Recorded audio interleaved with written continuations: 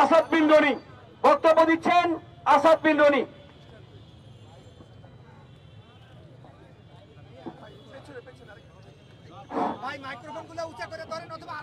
সংগ্রামী উপস্থিত বন্ধুগণ, বাংলাদেশে খনি শেখ হাসিনা পালিয়ে যাওয়ার মধ্য দিয়ে ভারতের অগ্রসরের প্রধান হয়ে গেছে। ভারতের কোন চাঁদাগিরি এই নতুন বাংলাদেশে আর চলবে না। যারা বিভিন্ন ভাবে ভারতের পায়ে তারা করতে চান, ভারতের দালালি করতে চান, তাদেরকে আজকে এই সমাবেশ থেকে বলতে চাই, আপনারা ভারতে পুরুষের মতো পালিয়ে যান। আপনার জায়গায় এই তরুণের বাংলাদেশে হবে না। বন্ধুগণ, আমরা দেখতে পেয়েছি মমতা ব্যানার্জি বলছেন যে বাংলাদেশে নাকি শান্তি রক্ষা মিশনের বাহিনী দরকার। মমতা ব্যানার্জিকে আজকে এই সমাবেশ থেকে বলতে চাই, বাংলাদেশের শান্তি রক্ষা মিশনের কোন বাহিনীর দরকার নাই। বাংলাদেশের সেনাবাহিনী সারা পৃথিবীতে শান্তি রক্ষা করেছে, বরঞ্চ ভারতের শান্তি রক্ষার দরকার আছে। ভারতের মুসলমানরা নিরাপদ নয়, ভারতের খ্রিস্টানরা নিরাপদ নয়। আমরা দেখেছি মণিপুরে ভারতের সন্ত্রাসী সেনাবাহিনী কিভাবে খ্রিস্টানদের উপর পরিকল্পিত হত্যাযজ্ঞ চালিয়েছে। আমরা দেখেছি তারা মণিপুরে কিভাবে নারীদের উপর তারা লাইভ ভিডিও করে ওপেন নির্যাতন চালিয়েছে। তারা আজকে আবার আমাদেরকে নিরাপত্তার সবক দিতে আসে। রিপোর্ট করেছে এই অন্তর্বর্তীকালীন সরকারের আমলে বাংলাদেশের সংখ্যালঘুরা সব থেকে বেশি নিরাপত্তা বোধ করে। অর্থাৎ কোন পুলিশি ওই ইন্ডিয়ার মিথ্যা বলদ মিডিয়ার কোন প্রচার দিয়ে আমাদেরকে দাবিয়ে রাখা যাবে না। আমরা 24-এর গণঅভ্যুত্থানের বিপ্লবীরা বাংলাদেশের স্বাধীনতা, বাংলাদেশের সার্বভৌমত্ব রক্ষায় ঐক্যবদ্ধ এবং বদ্ধপরিকর। আমাদেরকে দাবিয়ে রাখা যাবে না। দিল্লি চোখ রাখানি আর বাংলাদেশে চলবে না। আগামীর বাংলাদেশ তরুণরা চোখে চোখ রেখে কথা বলবে, চোখে চোখ রেখে আমাদের ন্যায্য পাওনা, ন্যায্য ইচ্ছা আদায় করে আগামী সমৃদ্ধশালী বাংলাদেশ তৈরি করা হবে। বন্ধুগণ,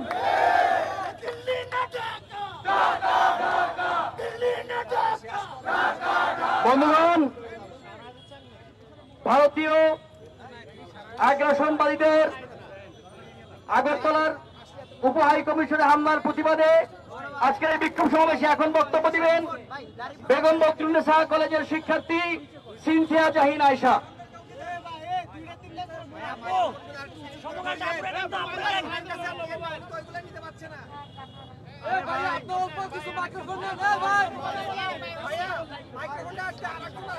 সংগ্রামী সহযোগিতা ভাই ও বোনেরা, আমরা বিগত বছরগুলোতে দেখেছি বাংলাদেশের সরকার ব্যবস্থা ছিল, কিন্তু সেটা বাংলাদেশের জনগণের জন্য না। ভারতকে কিভাবে বাংলাদেশ থেকে সহযোগিতা দেওয়া যায়, কিভাবে ভারতের এজেন্ট হিসেবে কাজ করা যায়, সেই জন্য ছিল। আমরা এই 24-এর গণঅভ্যুত্থানের মাধ্যমে সেই ফ্যাসিবাদী, সেই ভারতের দালালদেরকে বিতাড়িত করেছি। এই সমাবেশ থেকে বলতে চাই, ফ্যাসিবাদীরা ভারতের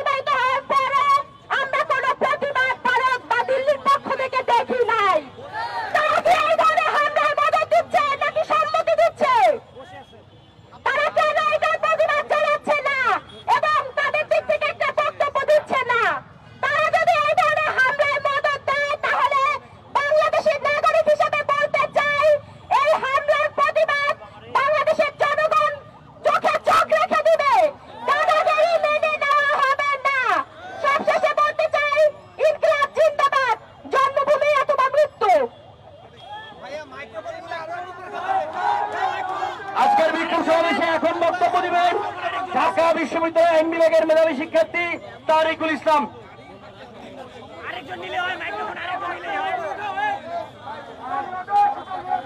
প্রিয় সংগ্রামী বাংলাদেশিরা, গত 5 আগস্টে আওয়ামী লীগ সরকারের পতনের মাধ্যমে এই বাংলাদেশ থেকে ভারতীয় কর্তৃত্ববাদের পতন হয়েছিল। কিন্তু আমরা দেখেছি ভারতের যেখানে পার্শ্ববর্তী দেশ হিসেবে সবচেয়ে বেশি সীমানা বেষ্টিত দেশ হিসেবে বাংলাদেশের জনগণের পক্ষে দাঁড়ানোর কথা ছিল, বাংলাদেশের পক্ষে সে ভারত না দাঁড়িয়ে তারা সে খুবই শেখ হাসিনার পক্ষ অবলম্বন করেছে। আমরা বলতে চাই, আপনারা বাংলাদেশের জনগণের বিরুদ্ধে অবস্থান করবেন না। ধীরে ধীরে বাংলাদেশের জনগণকে ভারত ইচ্ছাকৃতভাবে ভারত বিদ্বেষী জনগোষ্ঠীতে পরিণত করছে। আমরা দেখেছি ছোটখাটো ইস্যুতে ভারত দিনকে দিন বাংলাদেশকে ভারত বিদ্বেষী করে তুলছে। আমরা বলতে চাই, এই বাংলাদেশে আর কখনো শেখ হাসিনার মতো কোন দাস তৈরি হবে না যারা বাংলাদেশকে ভারতের চাকরে পরিণত করবে। এই বাংলাদেশে আর কখনো কোনো শেখ হাসিনা তৈরি হতে দেওয়া হবে না। এই বাংলাদেশে আর কখনো কোনো শেখ হাসিনা ফিরে আসবে না। এই বাংলাদেশে কখনো আর আওয়ামী লীগ ফিরে আসবে না। যদি আওয়ামী লীগ ফিরে আসে, যদি শেখ হাসিনা ফিরে আসে, তাহলে এই বাংলাদেশে আপনাদের জন্ম হবে। এই বাংলাদেশে আবু সাইদ গড়ে উঠবে। এই বাংলাদেশে আবু সাইদ মুক্তরা 24-এর সৈনিকেরা তারা বারবার রাজপথে বুক চেতিয়ে দিবে ভারতীয় আগ্রাসনের বিরুদ্ধে। আমরা বলতে চাই, আজকে আমরা লক্ষ্য করলাম আগরতলায় বাংলাদেশের উপ হাই কমিশনে হামলা চালানো হয়েছে। এটি সরাসরি বাংলাদেশের সাথে ভারত যুদ্ধ ঘোষণা করেছে। যেখানে আমাদের শান্তি সম্প্রীতি বজায় রাখার কথা, সেখানে ভারত শান্তি সম্প্রীতি বজায় রাখার পরিবর্তে বাংলাদেশের সাথে এমন এক দ্বন্দ্ব তৈরি করেছে, যার কারণে এই বাংলাদেশ এবং ভারতের মধ্যে আমাদের যে সম্প্রীতির জায়গা ছিল সেটি ধীরে ধীরে নষ্ট হচ্ছে। সুতরাং আমরা বলতে চাই, আপনারা দ্বন্দ্ব তৈরি করবেন না, বিদ্বেষ তৈরি করবেন না, শান্তিপূর্ণ অবস্থান করুন। আমাদেরকে কখনো শান্তি শিখানো রাখবে না। ভারত থেকে আমরা কখনো শান্তি শিখবো না। এই বাংলাদেশ সম্প্রীতির বাংলাদেশ, এই বাংলাদেশ স্বাধীন বাংলাদেশ, এই বাংলাদেশ 24 পরবর্তী স্বাধীন বিপ্লবী তরুণ প্রজন্মের বাংলাদেশ। এই বাংলাদেশে গত 53 বছরে ভারত যেভাবে সংখ্যালঘু কার্ড খেলেছে, এই সংখ্যালঘু কার্ড দিয়ে বাংলাদেশের মধ্যে আর কখনো হিন্দু মুসলিম বিভেদ তৈরি করা যাবে না। বিপ্লবী ছাত্র তরুণ জনতা আমরা ঐক্যবদ্ধভাবে বাংলাদেশকে রক্ষা করার জন্য আমাদের শেষ বিন্দু রক্তবিন্দু থাকা পর্যন্ত লড়াই করে যাব ইনশাআল্লাহ। দিল্লি না ঢাকা, দিল্লি না ঢাকা, এই আজাদি না গোলামি, গোলামি না আজাদি, এই গোলামি না আজাদি, এই দিল্লি না ঢাকা। সবাইকে বিপ্লবী সালাম। বন্ধুগণ, আজকের এই বিক্ষোভ সমাবেশে এখন সমাপনী বক্তব্য দিবেন জাহাঙ্গীরনগর বিশ্ববিদ্যালয়ের শিক্ষার্থী, গণ অভ্যুত্থানের ছাত্রনেতা আরিফ সোহেল। এখন বক্তব্য দিবেন ঢাকা বিশ্ববিদ্যালয়ের মেধাবী শিক্ষার্থী, গণ অভ্যুত্থানের অন্যতম নায়ক মাহিন সরকার। বক্তব্য দিচ্ছেন মাহিন সরকার।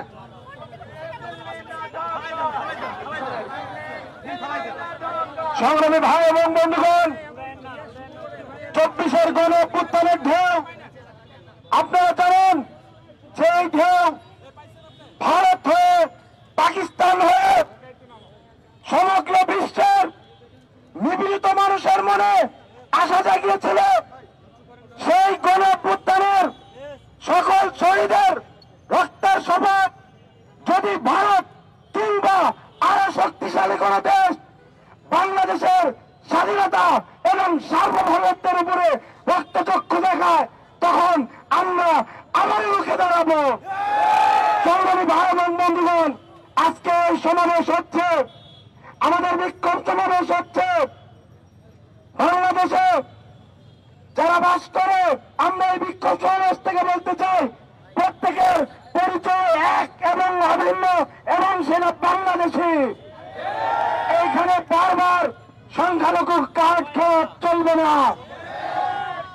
ভারতের মোদী সরকারকে বলতে চাই, মোদী সরকার কিন্তু এই গণপ্রত্যানের ফলে উৎখাত করা হাসিনাকে আশ্রয় প্রদানের মাধ্যমে চূড়ান্ত ভাবে লেজিটিমেসি হারিয়েছে।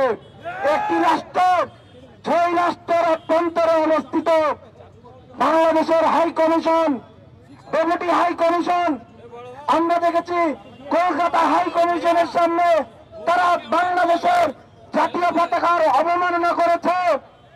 ঢাকা থেকে কিন্তু পাল্টা স্টেটমেন্ট দিয়েছে। আজকে দেখলাম আগরতলায় যে ডেপুটি হাই কমিশন ছিল, সেই হাই কমিশনের ভেতরে ঢোকে বাংলাদেশিদের ধরে পেটানো হয়েছে। আমরা বলতে চাই, পাল্টা স্টেটমেন্ট যেন বাংলাদেশের এই গণঅভ্যুত্থানকারীদের পক্ষ থেকে না যেতে হয়, তাহলে কিন্তু মুরগির গলা চাপ দিয়ে ধরা হবে। সংগ্রামী ভাই এবং বন্ধুগণ, আমাদের তরফ থেকে স্পষ্ট বার্তা, ভারতের বাংলাদেশিদের কখনোই সংখ্যালঘুদের নিরাপত্তা কিভাবে দেওয়া হয় সেটি শেখানো লাগবে না। আপনারা আপনাদের নিয়ে ভাবেন। আমরা ভারতের জন্মের ইতিহাস জানি, ভারতের পরবর্তী ইতিহাসও জানি। আমরা জানি হায়দ্রাবাদের ইতিহাস, আমরা জানি 2018 সালে কিভাবে কাশ্মীরে গণহত্যা চালানো হয়েছে। আমরা দেখেছি বছর খানেক আগে মণিপুরে কিভাবে সংখ্যালঘুদের উপরে গণহত্যা চালানো হয়েছে। আমরা দেখেছি কিভাবে বাবরি মসজিদ ভাঙা হয়েছে।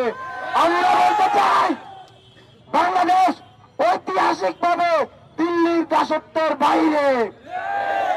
যখন দিল্লি সালতানাত চলত ভারতবর্ষে, তখন এই বাংলাদেশে স্বাধীনভাবে চলেছে।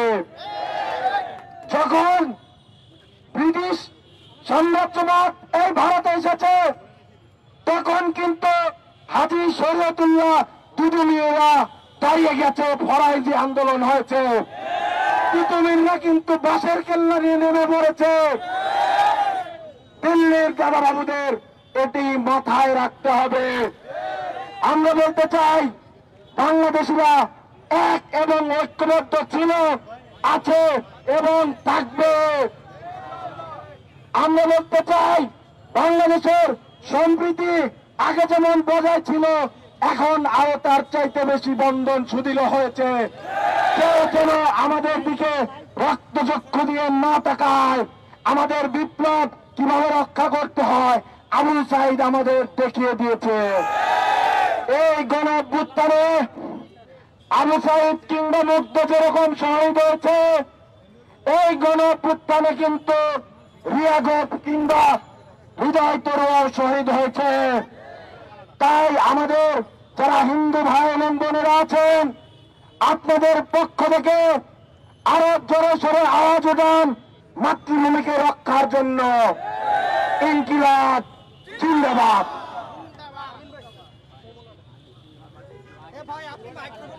বন্ধুগণ, 5ই আগস্টের মাধ্যমে বাংলাদেশে একটি বিরাট সংহতি স্থাপিত হয়েছে।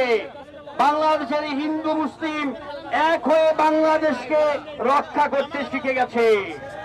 আর বাংলাদেশকে বিভাজিত করার চক্রান্ত মেনে নেওয়া হবে না।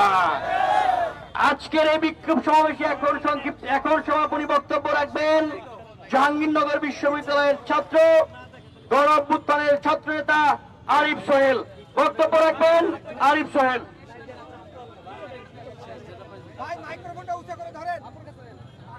সংগ্রামী ভাই বোনেরা, আজকে আমাদের সার্বভৌমত্ব বিপন্ন, আমাদের পাশের দেশ ভারত সরকারের ত্রুটিপূর্ণ সাম্রাজ্যবাদী দৃষ্টিভঙ্গির কাছে আমাদের দেশের মানুষ আজ বিপদগ্রস্ত। কিন্তু আমরা হতাশ নই। আমাদের সার্বভৌমত্বের প্রশ্নে আমরা স্মরণ করছি আমাদের পূর্বপুরুষদের লড়াই। আমরা স্মরণ করছি 24-এ গণঅভ্যুত্থানে ভারতীয় আধিপত্যবাদীদের এজেন্টদের বিরুদ্ধে রুখে দাঁড়ানো আমাদের আহত ভাই বোনদের, আমাদের শহীদদের।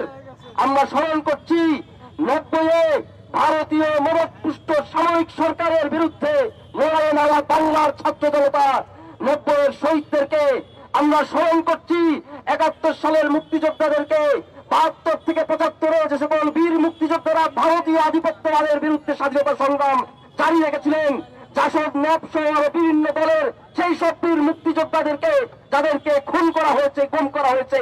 স্মরণ করছি আমাদের পূর্বপুরুষদের সেই লড়াইকে, স্মরণ করছি 47 সালের জগন্মন্ডলের লড়াইকে, আবুল হাসেমের লড়াইকে, মৌলানা ভাসানীর লড়াইকে। স্মরণ করছি তারও আগে ব্রিটিশ শাসনামলে তিতুমিরের লড়াইকে, হাজী শহীদুল্লাহ সাহেবের লড়াইকে। এছাড়াও স্মরণ করছি মোগল আমলে পশ্চিম দিক থেকে আসা, দিল্লি থেকে আসা আধিপত্যবাদ রুখে দাঁড়ানো চাঁদ রায়, কেদার রায়, ঈসা খান, মুসা খানের পারহইয়াদের লড়াইকে। স্মরণ করছি দিল্লি সুলতানদের বিরুদ্ধে, দিল্লির মসনদদের বিরুদ্ধে রুখে দাঁড়ানো বাংলার স্বাধীন স্বতন্ত্র সুলতানদেরকে। আমাদের লড়াই 1000 বছরের লড়াই। এই লড়াই আমাদেরকে কেউ এখন পর্যন্ত প্রভাবিত করতে পারে নাই, সামনেও পারবে না ইনশাআল্লাহ। আমাদের লড়াইকে আজকে ধর্মীয় লড়াই বানানোর চেষ্টা করা হচ্ছে। একটি সুনির্দিষ্ট মতাদর্শের লোকেরা প্রমাণ করার চেষ্টা করছে যে এটা ধর্মীয় সংঘাত। তাদের উদ্দেশ্য এখানে অখণ্ড ভারত নামে একটা আজগুবি জিনিস কায়েম করা, যা ইতিহাসে কখনো ছিল না। আমরা বলে দিতে চাই, 24-এর গণঅভ্যুত্থানে হৃদয় তরুণা, দীপ্ত দে, তারা ভারতীয় আধিপত্যের এজেন্টদের বিরুদ্ধে রাস্তায় নেমে জীবন দিয়েছেন। আমাদের হিন্দু ভাইয়েরা, বৌদ্ধ খ্রিস্টান ভাইয়েরা রাস্তায় নেমে এসেছেন। বাংলাদেশের মানুষ, মুসলমান, হিন্দু, বৌদ্ধ খ্রিস্টান তাদের রায় দিয়ে দিয়েছে, বাইরের দেশের কোন আধিপত্যবাদ আমরা মানব না। আমরা একত্রিত হয়ে আমাদের পূর্বপুরুষদের লড়াইয়ের ইতিহাসকে অনুপ্রেরণা হিসেবে সামনে রেখে আমরা যে কোনো আধিপত্যবাদ, যে কোনো সাম্রাজ্যবাদ রুখে দেব। আজকে জানিয়ে দিতে চাই, ভারতের জনগণ, আপনাদের সাথে আমাদের কোনো দুশ্মনী নাই। বাংলাদেশের মানুষ শান্তিপ্রিয়, কিন্তু আপনাদের সরকার যদি বারবার এভাবে আমাদের উপর সাম্রাজ্যবাদী নীতি চাপিয়ে দেয়, যদি আমাদের ভাই আফগানকে খুন করা হয়, যদি আমাদের বোন ফেলানি কাটাতারে ঝুলে থাকে, তাহলে বাংলাদেশের মানুষ বাধ্য হবে সাম্রাজ্যবাদ বিরোধী লড়াইকে আন্তর্জাতিক রূপ দিতে। কখনো বাংলাদেশের মানুষকে এই কাজে বাধ্য করবেন না। ভারতের শান্তিপ্রিয় জনগণ, আপনাদের বলি, আপনারা আপনাদের সরকারকে বোঝান, আপনাদের সরকারের সাম্রাজ্যবাদী নীতির বিরুদ্ধে দাঁড়ান। ভারতের যে নদী নীতি, আমাদের নদীগুলো শুকিয়ে মেরে ফেলেছে, তারা একটার পর একটা ড্যাম দিয়েছে, আমাদেরকে অর্থনৈতিকভাবে প্রোডাক্ট ডাম্পিং করেছে। এই সকল নীতির বিরুদ্ধে দাঁড়ান। আজকে দেখুন, মালদ্বীপ আপনাদের সাথে নাই, শ্রীলঙ্কা আপনাদের সাথে নাই, নেপাল আপনাদের সাথে নাই। নেপালের বেশিরভাগ মানুষ হিন্দু, তারপর তারা আপনাদের সাথে নাই। সময় থাকতে আপনাদের অপরাধ, আপনাদের ভুল বুঝে নিন। বন্ধুগণ, আমরা দেখছি জগন্নাথ হল থেকে আমাদের সহোদরী ভাই বোনেরা